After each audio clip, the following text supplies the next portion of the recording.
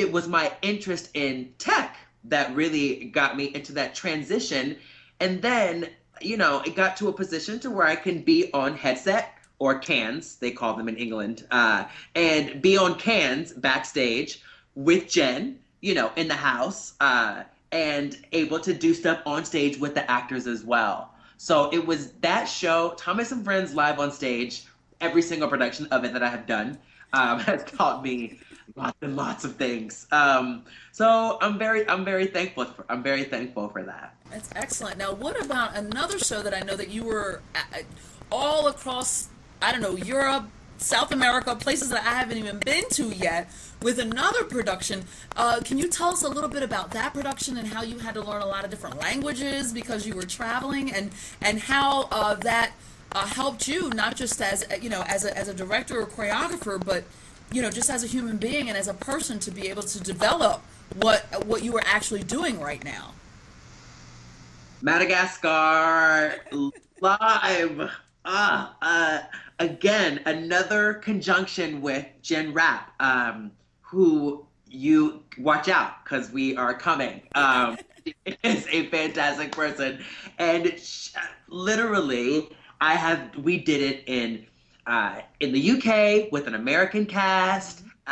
We did it after it was in America, of course, and then I had the chance to do it with a cast in Spanish and a cast in Portuguese. We did it in Brazil, and doing the show 3 times in a year, so much fun, so much work, but you have to.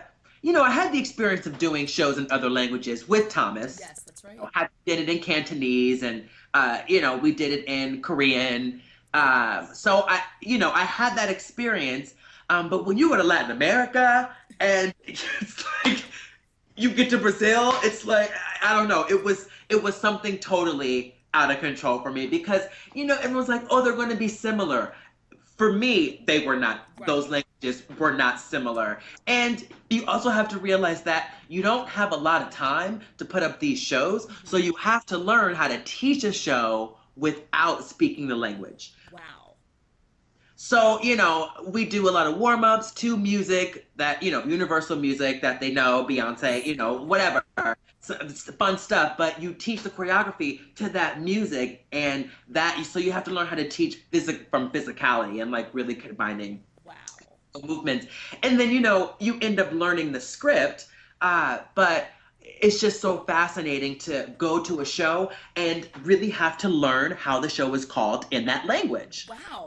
I'd be like, what? Was? I mean, I would speak in a totally different language that I'm more comfortable with. And it's so funny because people who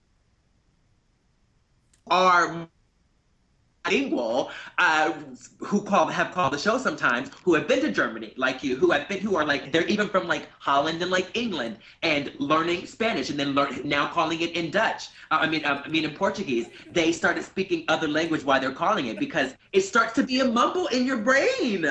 It's so it's just, and that for me, I don't know, because you learn, like again, you hear the script every day, so you learn words, and it was just fascinating to me to have to communicate in their language, and then from body language, if you don't know the language, still knowing what they're saying, and being able to teach that same way. It's for a whole year I lived in Latin America, and I did perfectly fine, and I went there knowing some Spanish, but Wow. so I know.